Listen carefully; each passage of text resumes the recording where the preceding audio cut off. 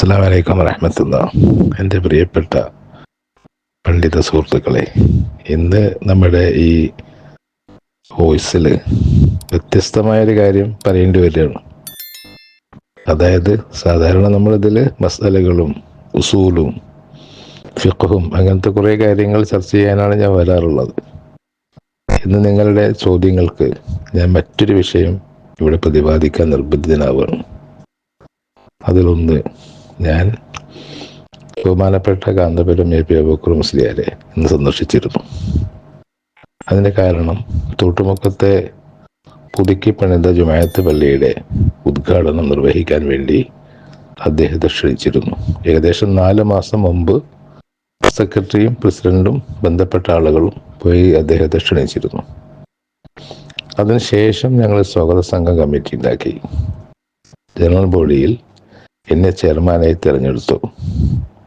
ഈ ചെയർമാൻ എന്ന നിലയിൽ ഞാൻ പാണക്കാട് സാദിഖ് അലി ശിഹാബ് തങ്ങളെ ക്ഷണിച്ചു, മുനീർ ഹുദവിയെ ക്ഷണിച്ചു, അതേപോലെ ഞങ്ങളുടെ നാട്ടിലെ പള്ളി വികാരിയെ ക്ഷണിച്ചു, ഒരു വേദാന്ത പണ്ഡിതനായ രാജീവ് നായരെ ക്ഷണിച്ചു. അങ്ങനെ കുറേ ആളുകളെ ക്ഷണിച്ചിട്ടുണ്ട്.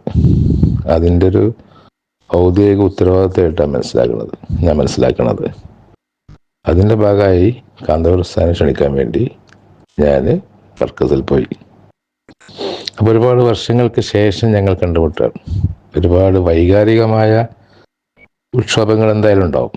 കാരണം ഞാൻ അദ്ദേഹത്തിൻ്റെ അടുത്ത ആളായിരുന്നു, അദ്ദേഹത്തിൻ്റെ അടുത്ത ശിഷ്യനായിരുന്നു.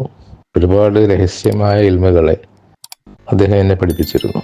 ഈ ഉസൂലുമായിട്ടൊക്കെ ബന്ധപ്പെട്ട അദ്ദേഹത്തിൻ്റെ സംശുലിമയിൽ നിന്ന് കിട്ടിയ നോട്ടുകളൊക്കെ അദ്ദേഹം സ്വകാര്യ സഞ്ചാരങ്ങളിൽ പങ്കുവെക്കാറുണ്ടായിരുന്നു. അപ്പോൾ ഒരുപാട് ഇൽമുകൾ പഠിപ്പിച്ച, ഒരുപാട് കാര്യങ്ങൾ ചെയ്ത ഒരു മനുഷ്യനെ കണ്ടുമുട്ടിയപ്പോഴുണ്ടായ ഒരവസ്ഥ. അങ്ങനെ ഞാൻ പരിപാടിക്ക് ക്ഷണിച്ചു, അദ്ദേഹം ക്ഷണം സ്വീകരിച്ചു. അതിൻ്റെ ഇടയിൽ ഞാൻ സ്വയമേ ചിന്തിക്കുന്നൊരു കാര്യം പറഞ്ഞു.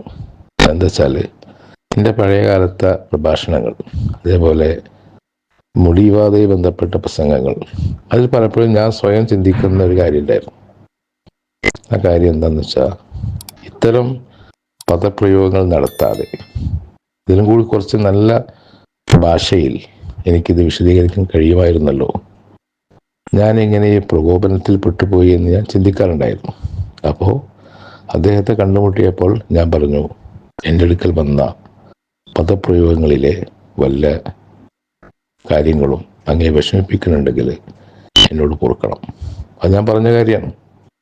96 വയസ്സായ വൃദ്ധനായ, രോഗിയായ, സഞ്ചരിക്കാൻ പോലും മറ്റാളുകളുടെ സഹായം വേണ്ടി വരുന്ന അവസ്ഥയിലുള്ള ഒരു പണ്ഡിതനെ കാണുമ്പോൾ അദ്ദേഹത്തിൻ്റെ ശിഷ്യനായ ഞാൻ പറയേണ്ട പദമാണ് ഞാൻ മനസ്സിലാക്കുന്നത്. അതെനിക്ക് പശ്ചാത്താപമല്ല. അതിൻ്റെ അർത്ഥം ഞാൻ എൻ്റെ ഉയർത്തിപ്പിടിച്ച വാദങ്ങൾ ഉപേക്ഷിച്ചു എന്നോ, അതല്ലെങ്കിൽ ഞാനൊരു കാന്തപുരം പ്രവർത്തകനായി മാറിയെന്നോ, അല്ലെങ്കിൽ AP വിഭാഗം പ്രവർത്തകനായി മാറിയെന്നോ എന്നത് ഇതിനർത്ഥമല്ല.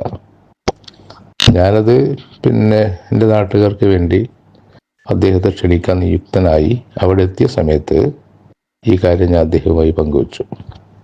പക്ഷേ അവിടെ ഇരുന്ന് സംസാരിക്കുന്ന കാര്യങ്ങളൊക്കെ വിദൂരത്തിരുന്ന് മറ്റാരോ ഫോട്ടോ പകർത്തി, അതായത് പൊതുസ്ഥലത്ത് വെച്ച് സംസാരിക്കുന്നത് അദ്ദേഹത്തിൻ്റെ പൊതു ഓഫീസിലാണ്.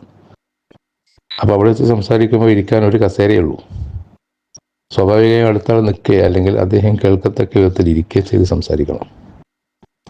അത് അങ്ങനെ ഇരുന്ന് സംസാരിച്ചത് ശരിയാണ്.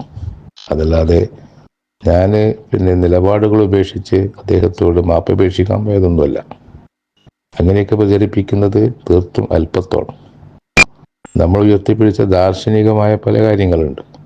അത് ഈ ഒരു സമയത്ത് പറയുന്നത് ശരിയുമല്ല.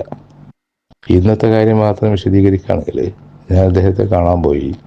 അദ്ദേഹത്തോട് എൻ്റെ നാട്ടിലേക്ക് ക്ഷണിച്ചു, പരിപാടിയിൽ പങ്കെടുക്കണമെന്ന് അഭ്യർത്ഥിച്ചു. അദ്ദേഹം ക്ഷണം സ്വീകരിച്ചു. എൻ്റെ പദപ്രയോഗങ്ങളിൽ അദ്ദേഹത്തിന് വല്ല വിഷമം ഉണ്ടായിട്ടുണ്ടെങ്കിൽ അത് പൊരുത്തപ്പെടണമെന്ന് പറഞ്ഞു. എനിക്ക് വേണ്ടി ദുആ ചെയ്യാൻ വസിയത്ത് ചെയ്തു. ഞാൻ പിരിഞ്ഞു പോന്നു. ഇതാണെന്ന് സംഭവിച്ച കാര്യം. അതിനെ എന്താ പറയുക, ഈ ബുദ്ധിവികാസം എത്താത്ത ചില ആളുകൾ മറ്റു രീതിയിൽ വ്യാഖ്യാനിക്കുന്നതിൽ എനിക്കും ദുഃഖമുണ്ട്. അത് കാന്തപുരം ദുഃഖം ഉണ്ടാവും. അദ്ദേഹത്തിൻ്റെ പ്രസ്ഥാനത്തിലെ പക്വമതികളായ ആളുകൾക്കും അതിൽ ദുഃഖമുണ്ടാവും. കാരണം അവിടെ ജിയ ബൂക്കർ ഉണ്ടായിരുന്നു, അതുപോലെ മുത്തനൂർ തങ്ങളുണ്ടായിരുന്നു, സി മുഹമ്മദ് ഫൈസി ഉണ്ടായിരുന്നു, മറ്റൊരുപാട് ആളുകളുണ്ടായിരുന്നു. അപ്പോൾ പഴയ കാലത്ത് സഹപ്രവർത്തകരെ കൈയൊക്കെ പിടിച്ച് എല്ലാവരോടും സലാം പറഞ്ഞ് സന്തുഷ്ടരേഖകൾ മടങ്ങിയതാണ്. അതിന് ഈ ഒരു തലത്തിലേക്ക് വിവാദത്തിലേക്ക് വലിച്ചഴക്കുന്നത് അപക്വമായ നിലപാടാണെന്നല്ലാതെ മറ്റൊന്നും പറയാനില്ല. അസ്സലാമു അലൈക്കും.